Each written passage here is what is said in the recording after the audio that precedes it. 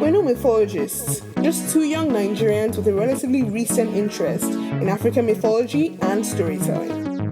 In each episode, we'll be recounting various myths and legends across the African continent, while drawing parallels between them as well as mass culture today. It's all vibes, not juju. No be juju. The African Mythology Podcast you never knew you needed. Vibes.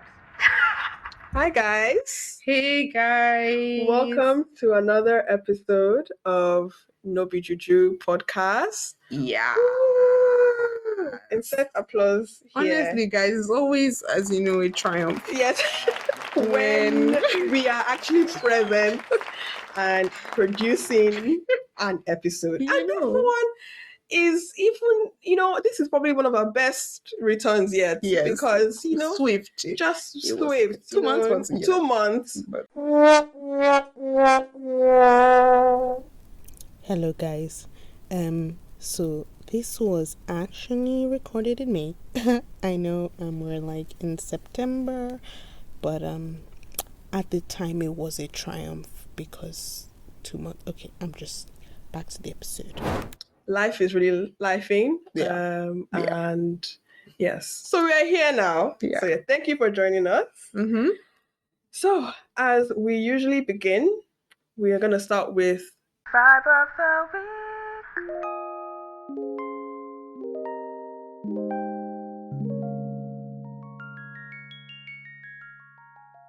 The vibes.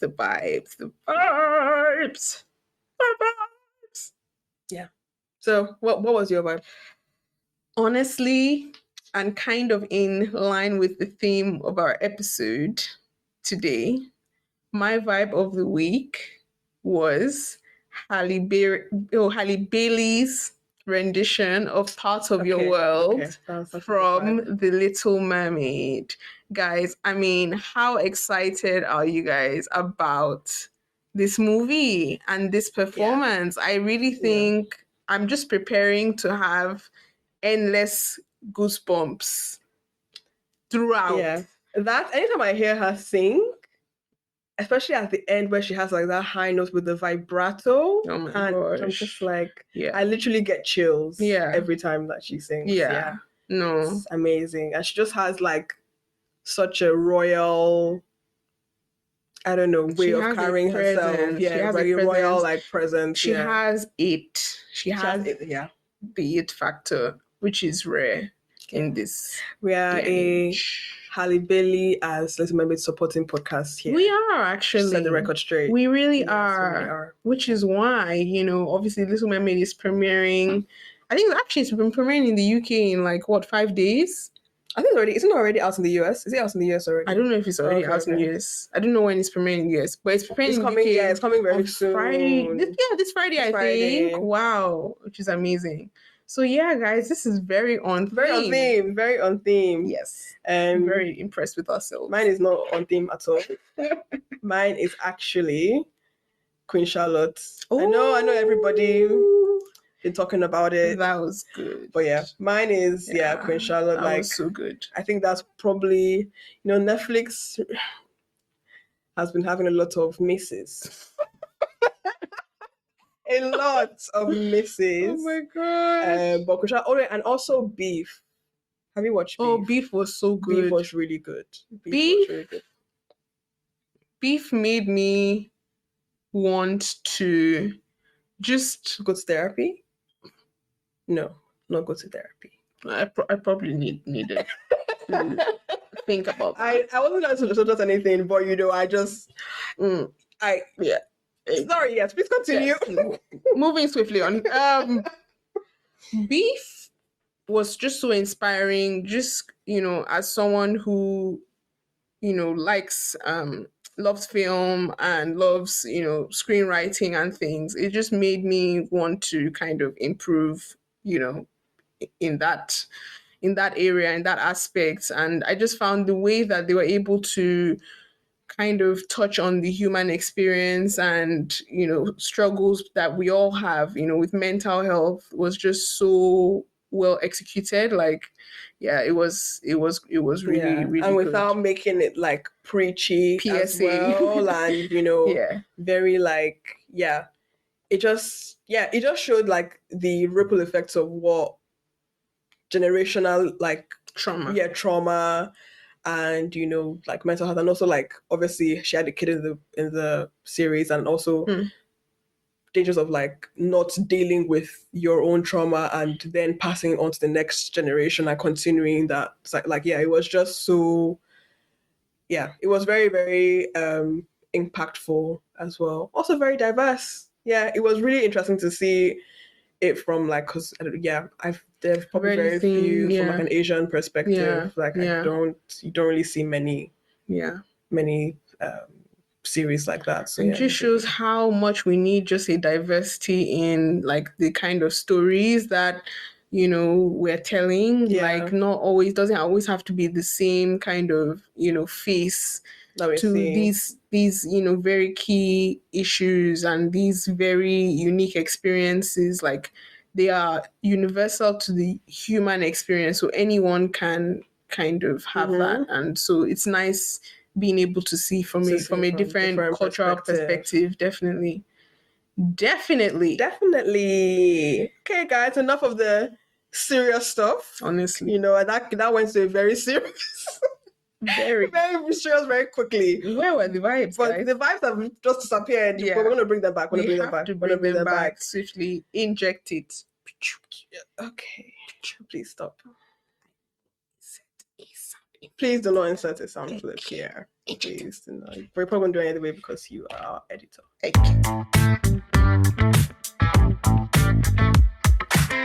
Anyway, so you can actually do whatever you want. And I actually don't have any skills to edit.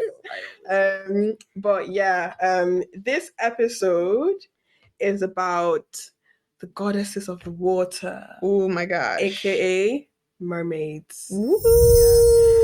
And this is like such a vast I don't know how to explain it. I get like a very like vast, collection of mythology and stories, and we're only dipping our toe in the water as usual. Dipping our toe in the water, get it? Mermaid water. Okay. Yeah, don't worry. I will set a laugh track. Thanks. To make up for my lack of a response. Thanks. But so we're only literally like touching on like the surface of the whole thing. So there's as you probably know, obviously mermaids are very like historically relevant creature or entity that are present in all different parts of the world in different variations. And obviously water is a very universal thing that we can all obviously water is like, I can't remember how much of our body is water. It's like 60% of our body is water. Like it's a very like important thing to us as humans everywhere in the world. So it makes sense that there's so much lore about things related to water and goddesses and gods and things like that. Yeah. And obviously like water in itself, like the ocean, the sea, I just find it's just so mysterious, and there's just so much about the sea and the ocean that we don't know. So it makes sense that it's like it's kind of like an omnipresent thing throughout like various mythologies, because there's just a lot that we just don't really know about, and that adds to the mystique. Yeah, like if you watch all those like documentaries about, I find that even more interesting than the ones about the Christian land, because like there are depths of the ocean that no human being has ever like been to, and whenever like they even touch like to like one level of the depths, it's like this like crazy creature that nobody has ever seen in the history of ever. And you're like, oh my god, how are you in the fact that you're able to that creature is able to survive, withstand like such like pressures underwater, and like you can only imagine like you can't even imagine what else lies below. And it's so intriguing but also kind of scary as well. I wanted to read one excerpt because I found this very a very like poignant way of explaining why water is so significant, especially in African mythology. And it's by a paper that was in the Indigenous Knowledge Conference of 2001. I didn't even know there was an Indigenous Knowledge Conference, but I would love to attend. Basically, and it was written by a lady called Penny Bernard. She basically says that water in itself is regarded among many African religious functionaries as a living force, a powerful symbol, and medium for purification and healing. And as such, water sources are regarded as essential parts of the landscape for conducting rituals to aid communication with the spirit world. The spirit world is regarded as the ultimate source of such life-sustaining resources. Integral to such beliefs are various zoomorphic spirit manifestations, primarily the snake and the mermaid, who reside in or beyond the water and who interact with humans in a variety of ways. The rivers, wetlands, and the sea are the dwelling places of such manifestations and are of fundamental importance to many of the African healing traditions and their practitioners. Wow. So yeah, that whole healing, purification aspect of water as well is very important to why there's so much lore about it. But yeah, we have two goddesses that we're going to be talking about today. One is a West African goddess and one is a South African goddess. And before, I know that we do a lot of West African goddesses and It seems like we have a bias towards, which we probably do have a bias towards them. But it's just because of the slave trade and where the slave trade happened. I think those are the stories that seem to have been the most preserved and the most, that the most well-traveled. So there is a lot, which means that there's a lot of like carry on of stories, carry from generation to generation in different parts of the world because of where the slave trade happened. So that's why we do a lot of West African gods and goddesses. But yeah, we're going to try and start delving into gods and goddesses from other parts of the continent as well. Yeah, definitely. I think maybe in the most recent episodes, we did the last three with African tricksters was Eshu and Anansi, and then the last one was Oshun. Do check those episodes out if you haven't. They are quite interesting ones. I think those ones definitely did have that kind of Western African bias. But I think our initial episodes, we did try to kind of cover all quadrants. Well, at least three. At least three. 3 out of 4. 3 out of 4, in most cases. Yeah. But we'll definitely try and go back to that in the coming episodes. Cool. So over to you. Over to me. So we are starting with, despite everything we've just said, we are starting with a Yoruba deity. Yes. Yemoja, the giver of all life and the mother of all deities. So according to the Britannica Encyclopedia, Yemoja, her name first is derived from the Yoruba words yeye or iya, meaning mother, omo, meaning child, children, and eja, meaning fish. Thus means mother whose children are the fish.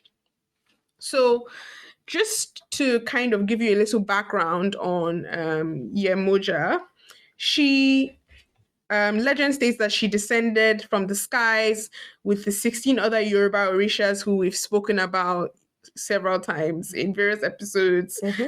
She is the Orisha also of the Ogun River, which is the largest river within the territory of Yoruba land. And she is the counterpart of Olokun, who is the sea deity, and he represents the unknowable bottom of the sea. So is he like a merman? Kind of, yeah. Merman. He's like the. So I was like, where are the mermen? Exactly. He's like the equivalent of like Poseidon, the African equivalent of Poseidon. I see. Yeah, the Greek god of the sea.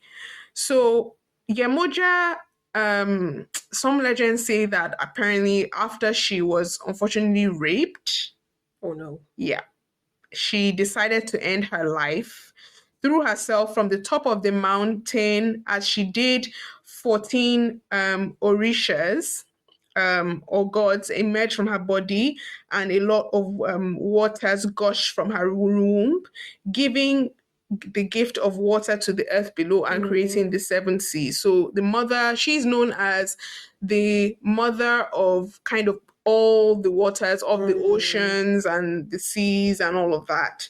And so there are varying kind of accounts to where she originated from. She's the leader of all river deities. Apparently, she originated from Tapa in the Oke Ogun area. The principal shrine is her principal shrine is in Abeokuta, Ogun State. However, the place of her worship began in Saki, a town in modern day Oyo State. People are familiar with kind of African pre-colonial history. We know that the Oyo Empire was a large empire in the like pre 18th, 19th century, very much the heart of like Yoruba land. Yeah. So Yemoja is also kind of frequently portrayed as the wife of various male Orisha, such as Obatala. I'm sure you've heard his name in other myths we've told. Okere, Erinle, and she's said to be the mother of Ogun, Shango, if you guys remember from Gods of Thunder, Oshun from our last episode. Many other Itans, which are Yoruba kind of stories, describe her as never having given birth, but having raised many children, in particular Shango, Dada, and the Ibeji twins. The Yoruba myths also describe her as having long breasts, according to the many children that she nursed. And very sad, but she was quite sensitive and embarrassed about this. Apparently, this is kind of like a common theme throughout many of the stories that are told about her. And quite a few tell the story of her turning herself into a river in response to insults about that by other Orisha. It's just that whole Yeah. I also find it very interesting how like they're not. There's always something that always like humanizes Them. these like gods and goddesses, and That's a good point. they feel like, oh yeah, like they're just like us. Like they get insecure, they have, things that they don't like about themselves, or they feel like very self-conscious about, which we all do. We have things that we're self-conscious about as well. So yeah, it's very interesting that was exactly what was like fixated on. Especially because like it would make sense, because like if she's somebody who, is meant to be like goddess of like, sort of children and, very fertile, things like that, then it would make sense that, she would have, because she'd be breastfeeding and all that. So yeah, that is so true. And I guess that's why a lot of people refer her, she's a lot of the worshippers of Yemoja, because of her roles as kind of being so motherly and protective. She was really worshipped a lot, mainly by women. And obviously, that sensitivity or insecurity she had about that, a lot of women do have it. That, even like postpartum. Especially, postpartum. Like a lot of women are not very comfortable with their bodies and things, after, this, doing this incredible thing, like giving birth to like another human. So it's a very, like, you're 100% right. It's a very relatable human quality. And, we do see that a lot in a lot of the stories that we've told since starting this pod. So Yemoja has been likened to actually amniotic fluid because she protects children against the predatory world. Oh. And like the sea, she's temperamental and can be soothing or unpredictably violent. Yeah, that's what I say. That there's just so many there's a lot of mystique around the sea. It can be the prettiest thing and also the most frightening, scary thing. You can literally die Yeah, You can literally die. You can literally die, and another day you're But, having but the then most, but things that we yeah. need water is essential It's to essential. every Yeah. living thing. And so that is, I guess that's the unpredictability. Yeah, it's like it can either be very nurturing or yeah. I mean, life-threatening. in Nigeria recently, we had the floods that affected, 30 out of 36, at least 30 states. Yeah, it just kind of shows, how, yeah, because even like having ever looked at the ocean, just like when you're just like by the water and then you're just looking at like, oh my god, this is so pretty, but also this is terrifying because like, especially when like your eyes go like farther than when you go farther than your eyes can see, you're like, oh my god, this is so endless, and then that in itself is frightening. Well, I find it quite like it is frightening. I mean, it's like awe-inducing. It's like, oh my god, like I'm so tiny in the face of like comparison to this. Yeah. So I said, previously, she's the Orisha of fertility, and she also protects not just like bodies of water, like the sea, the rivers, but she has under her protection basically everyone that works, lives, and travels around water. So swimmers, fishers, sailors, boat rights, protection dock workers. These are all people that Yemoja kind of protects. She is associated with kind of fish gill facial markings that are often worn by the Iyawo, who I think are like priests. And she is said to have assisted Shango in legend states in ending the practice of twin killings in Nigeria. Oh, which is quite interesting because that was a big thing historically. Because then you said earlier that she was original like Ibeji, like twins, and yeah. I know in the South that was a big thing as well in the South. Yeah, but that's interesting that she's attributed to being the one that stopped it. Yeah. Really cool. And for people who don't know, so Yoruba is more kind of like south. The Yoruba people mostly located in like the southwest of Nigeria. A bit more like west. I would say like more west of Nigeria, whereas the south has like some other different tribes.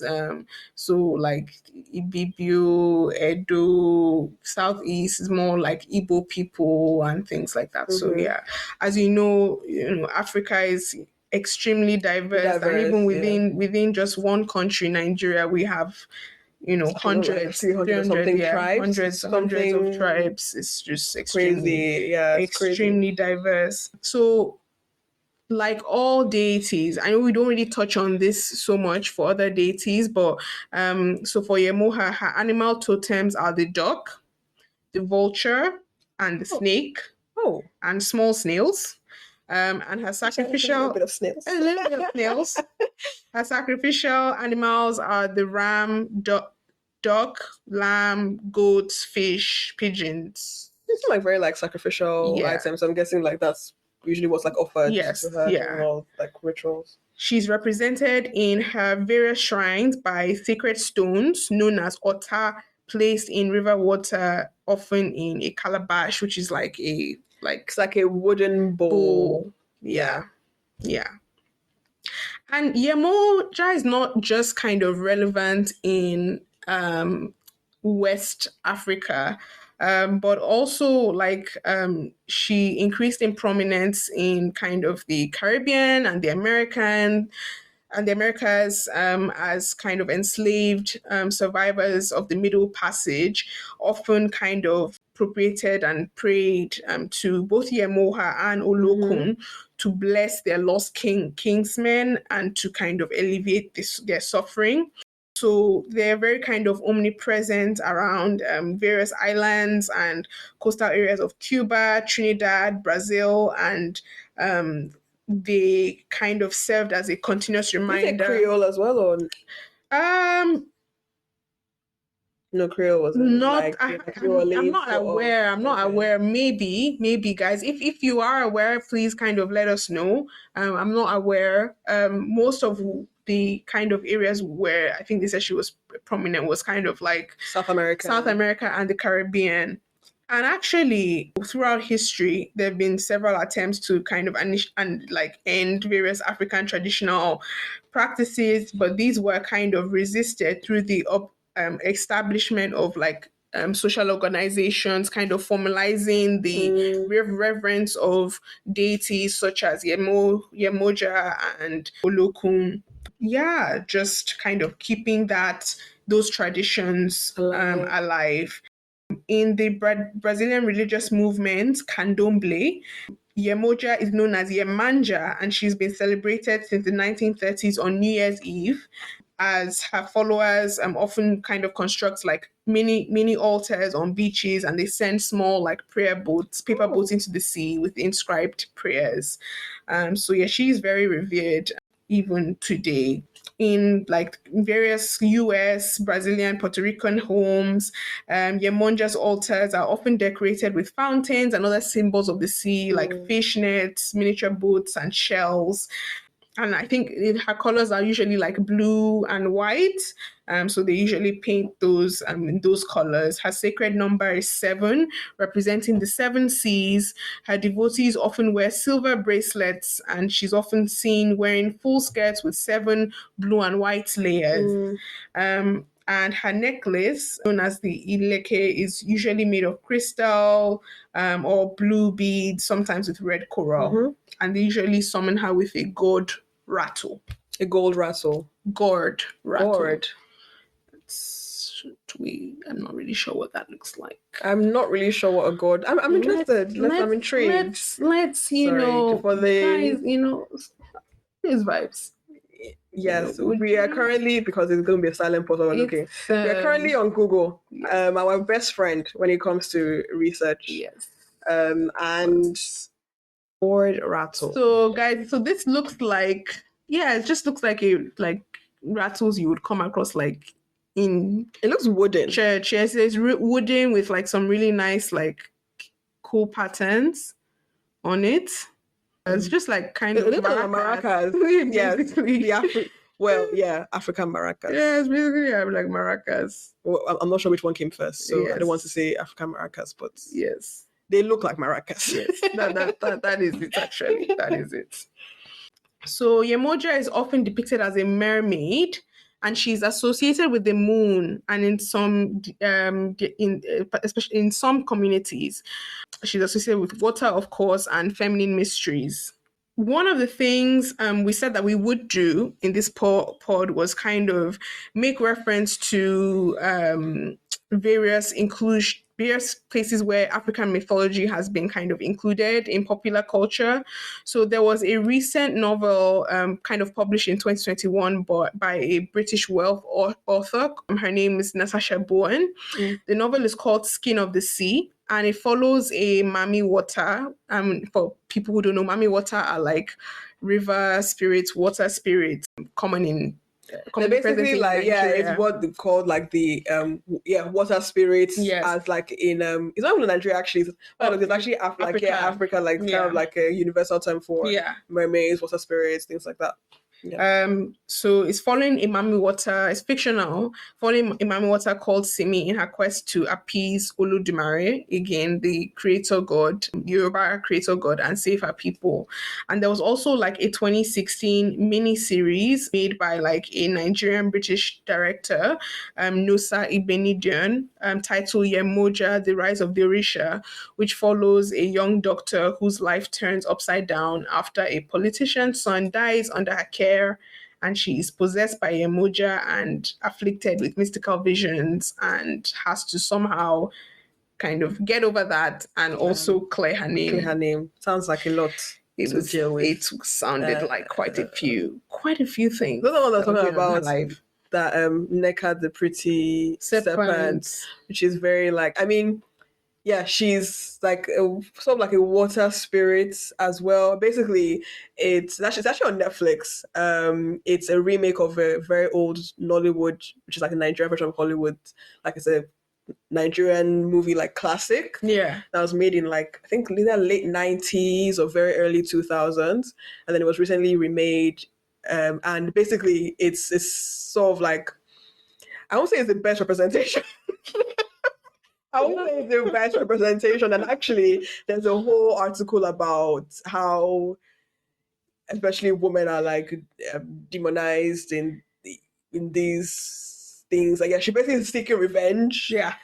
She gets powers, and which are like mermaid, snake powers, and she seeks revenge on everybody whoever like did anything against her or her family. I think her family was killed by some people. Then she's like, the whole movie is about her seeking revenge, and then she sort of gets saved, and not like saved, but like she sort of like renounces her powers at the end. So yeah, which is not really the best depiction representation, and like further sort of African mythology, further demonizes and and as we've said, there's the thing that is very present in African mythology, that there's this like duality where it's like, okay, you have like the, you know, more positive sides of like a human, like as a human you have positive and you have negative sides. Yeah, nothing is ever going and then to be water, black and white. also duality in water as well. Yeah. So you can't just depict water as like this very like, you know, evil thing, because no, water has like loads of utility. it's essential to life. So yeah, we are water. We are literally water. Literally 2/3 of the human, isn't it? It's like 60%. Yeah, it's water. But yeah, basically, yeah, that's a really good reference. The last thing I'm going to say about Yemoja is that she is still very much kind of celebrated even in not just in the diaspora, but in Nigeria, particularly in Yoruba land, in Ibadan. There's a 17-day long Yemoja festival, which is usually held in October, and it's been held for kind of eons. It's a very special day, and it's called it kind of culminates with a one day, which is like the culmination of the festival, and that is the Odun Yemoja. So yeah, she is basically like African mermaid, basically. African mermaid. An African mermaid. She's not even like a little mermaid. She's like the mermaid. She's the mermaid. She is the mermaid. She's the moment. She is the mermaid. She is the mermaid. And sorry, technical difficulties. Okay.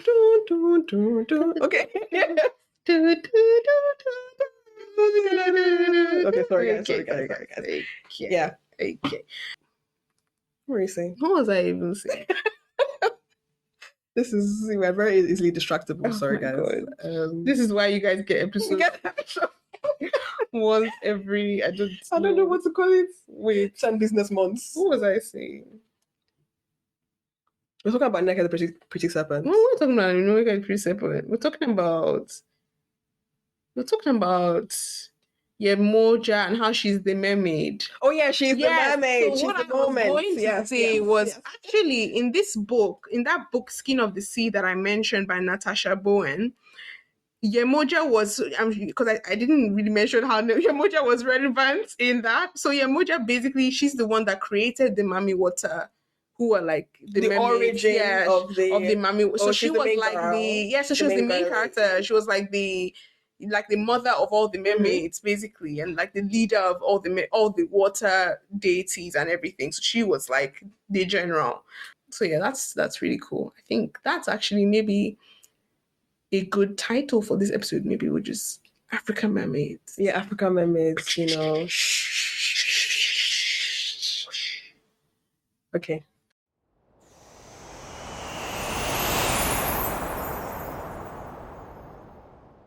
All right. So sorry, first of all, I want to apologize if I butcher any pronunciations, because, you know, yes, I am trying. Yes, I am trying. All we can do is try. Sorry to the South African people. Yeah. But my I'm going to be talking about Inkosazana, which is basically the mermaid goddess of the Zulu people in Southern Africa. And Inkosazana actually translates to heavenly princess, and she's meant to be the daughter of the Lord of the Sky. So I'm guessing like probably, basically the daughter of God, or daughter of the all omnipresent being. Love that. And she is known, she often appears as a mermaid, but she's actually a shapeshifter. So she has like multiple different forms that she can appear to people as, or that she's known as. So she's manifested as a mermaid, but also as a snake, a rainbow, Okay. soft, gentle rain, and mist. Yeah. So poetic. So poetic. I love that. Yeah. And she's basically said to appear to people who are pure of heart. Oh my God. Only. Yeah. She's actually she's very like, she's great. She's great. She sounds like sunflowers and rainbows. Yeah. So she appears as a rainbow. She appears as a rainbow. I love that. As a rainbow, yeah. So she's said to obviously dwell in water. And she's associated with fertility, agriculture, growth, and also female virgins. Purity. Sorry, the laptop's about to die, guys. Yeah. And she basically appears to people who are pure of heart. So usually people who are like chiefs of the tribes, or like diviners or people like that. And there's one account of this man who encountered her in like the forest, and she tells him to turn around because apparently if you gaze upon her, it can make you like ill and then cause like sudden death. Yes, it's you can't look at her, but and also like apparently her behind is red like fire. I don't know. Look, I don't know. But she's basically said to appear to people who are pure of heart. You can't look upon her directly, and she gives instructions to the person to relate to the rest of the society. So she's giving like various instructions. So even as far as saying, controlling like the weaning of babies of food and discipline. Basically, she's very like maternal again, motherly, very like fertile and all that. So yeah, controlling weaning of babies, disciplining of children as well. Also saying like giving instructions to young women as well about who to mate with. So she's like, and sometimes she says the young woman should only go with younger men, and then sometimes she then switches around and says the young woman should go with older men. It's very, very, very like interesting, very interesting instructions. I don't know how the girls of today would react to these instructions. I mean, different girlies, different responses, innit? Yeah. Basically. Yeah. So she's also referred to as I'm so sorry again. Kubulwana. Again, bring out soft soaking rains, responsible for both agricultural and human fertility. And appeals are made to her by virgins. She basically it's because of virgins and things like that. And at the beginning of spring each year, they appeal to her, bestow her gifts of fertility. So appeals to her to bestow them with gifts of fertility and also select them a suitable husband, which also goes into that whole thing about her picking, you should go with older men, you should go with younger men. And there's recently been like a revival in these ceremonies in response to that man, so that healer that said that that she appeared to him, and so that has basically revived it quite recently. And there's been this practice of like virginity testing as well, which has been incorporated into this ritual in response to the recent AIDS epidemic, actually. So I'm sure that probably helped a bit. Maybe. So they've proved immensely popular in many regions, with between 7,000 to 10,000 young virgins attending ceremonies, which, I was quite surprised, especially with like the stigma and everything. Against African traditional religion. So we're seeing a resurgence. It seems like there's like a resurgence in, these rituals and things like that. Do do do do do do do do do Yeah, there's not much about this lady. do do do do do do do do do do do do. Rainbows, sunshine, flowers, rain, virgins, fertile. That is Inkosazana. Oh yeah. Okay. She's back, baby. So we're back. So yeah, there's also been other recent returns to tradition. I mean, this was written in 2001, so I don't know if this is still being continued till now. I don't think so. I don't know about that. Not sure. But I could see it be having a research. yeah, having 2001. Yeah, so yeah, I'm not sure. she's basically known to have like instead of like a day of rest or days of rest, that should be basically that it's that whole duality of like, okay, she's this like benevolent, very motherly, but if you cross her and if you don't do what she wants, then it's not really gonna work out. You're gonna find out. Yeah. You're gonna find out. Yeah. So they recently reinstated that the day of rest, which was in response to a claim made by a lady who claimed that Inkosazana had visited her while she was hoeing her field, and she said her children's names were Saturday and Monday, and that on those days no one should use the rivers but should leave them in peace to recuperate. And so she and her children could enjoy them in. The message was to be relayed to all 5 chiefdoms in the area. Collecting water, washing, or utilizing any water directly from the river on her day, Mondays and Saturdays, is now strictly prohibited. Wow. This recent revival in this valley bears a striking resemblance to an account given by Bryant many years ago. I'm not really sure who Bryant is. But yeah, which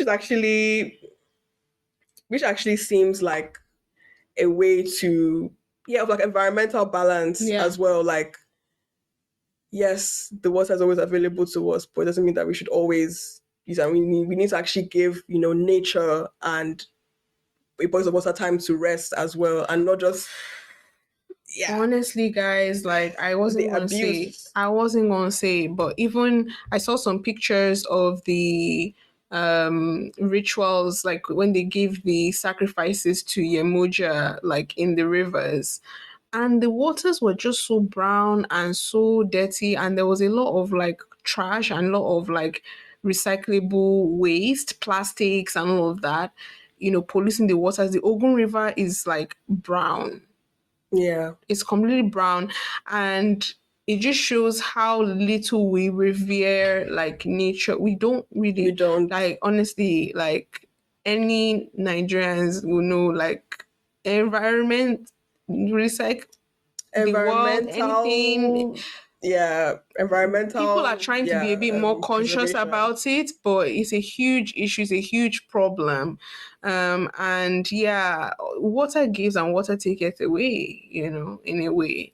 So yeah, it's part of the revering. Shouldn't just be, I don't think these things should just be, when we're doing the festival and things. It should be a year-round thing. Yeah. Like, yeah, there's just not enough respect for the environment. I think even moving away from these traditional ways of living has given us less respect, because you can see that people in that time really, really revered and really, really respected the land and the water, of course. Yes. And treated it as it should. It should be treated.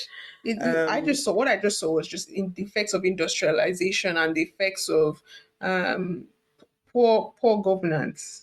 But that's another podcast. That's not what we're here. We're not actually, just sorry, in case you were not aware, we're not actually an environmental podcast. We're not, but save the planet. Guys. Yes. Recycle. I actually need to recycle more personally. Sorry, it's a personal thing I should probably say. Yeah, so this is actually a really good paper, the same paper I've referenced in the beginning. But she basically did a small survey on how popular like these rituals and constraints on using like the days of rest for the river were being, how many people actually adhered to it and actually believed in it. Well, actually, good. The majority of the respondents were very happy to be participating in the rituals, even though many of them did not really have a clear idea of who Inkosazana actually was. Yes. As these things had been long forgotten, which is sad. It was noted, however, that those who don't observe the day of rest or participate in the rituals have very poor and unproductive gardens. Ooh. And those who had some external doubts about the practices were converted Christians who claimed they had abandoned the ways of their ancestors. And one such respondent even went so far as to say these practices were things of darkness, and that ever since she had met Jesus, she refrained from the practices of Nomkubulwana. All the respondents endorsed their support for traditional leadership through chiefs. But yeah, it's interesting how suddenly these are like things of darkness, and you have to, it's either one or the other. There's no sort of way of incorporating both in your daily life. I mean, like, and even a lot of respondents didn't even remember who the original like goddess was, and they were still following practices because it was a traditional practice, and that's what needs to be acknowledged. African mythology, and these stories and these religions, it's not just all about the mystic and all about the fantasy and all about the story and all about it's history. It's culture. So to just completely discard it and to completely say, oh, this is darkness, this is a thing of evil, I just think it contributes to a lack of sense of self, and it contributes to a generation that doesn't know who they are. So it's really important that, as much as, we have our religious beliefs and we have our various, we have various kind of lifestyles we want to adopt as a result of that. You don't completely discard these very key stories, myths, and legends, and and traditions, because it's culture, it's history, it's important. It's what makes us who we are. Yeah, and it's like not goes back to the environmental thing again, but also going back to the environmental thing. Like these things were there for a purpose, for a particular purpose, and you can fulfill that purpose without. Yeah, while also like for adhering to whatever current beliefs that you have. Yeah. It doesn't have to be like mutually exclusive. It's not one or the other. Life is, like you said, it's full of grace. Life is full of grace. It's full of grace. So yeah, I'm really looking forward to, or I'm hoping that there'll be more sort of positive representations of African deities and African mythology in media. I mean, obviously, that we're talking about Beyonce as well doing like that was very positive. But I think even then, some people would still not. She's Juju, Illuminati. Yeah, all those people, saying many things about that still, even though she was literally trying to promote a positive, outlook on that. But I think the more positive media that we have about this, like the better it will be, and then it will encourage people to have curiosity and maybe just say, oh, I can respect my past traditions and my history, and also uphold the beliefs I have now. So I think that's a very crucial lesson. Wow, today was a Sunday school sermon. Today was, we just preach. The vibes are not really there. Today was everything that we said beef was not a public service announcement. Well, we just thought, let's drop a bit of wisdom in it. Let's drop a bit of wisdom. It's a Sunday. And this will not come out on a Sunday though. Yes. Huh? It's not gonna come out on a Sunday. Well, it is a Sunday, guys. It is a Sunday. Currently where we are, it is a Sunday. Yes. So guys, you know the drill. African proverb of the day.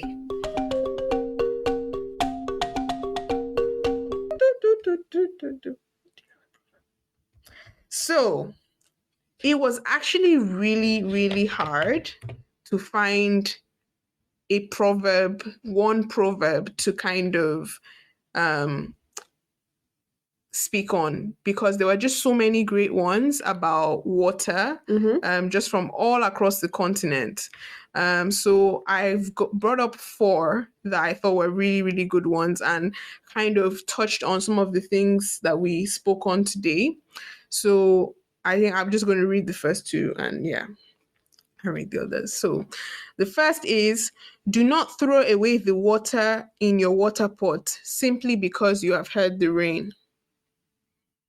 Ooh, Yeah, that's deep. That's deep. That one for me, like, I know usually we don't say what we think the proverbs mean, but I was thinking that one kind of has to do with kind of conservation and preserving the environment, and in general just being modest and being content, and not being wasteful, being prudent as well, planning, being cautious as well, and responsible. So very balance. balance. That's what that proverb says to me. So the second one was, having rain clouds is not the same as having rain. So that also kind of highlights to me kind of the unpredictability of like just weather, the environment, and life. And also, like, you can't, things are not always what they appear to be. That's perfect. Not always what they appear to be. That's perfect. And I'm gonna hand it over to you.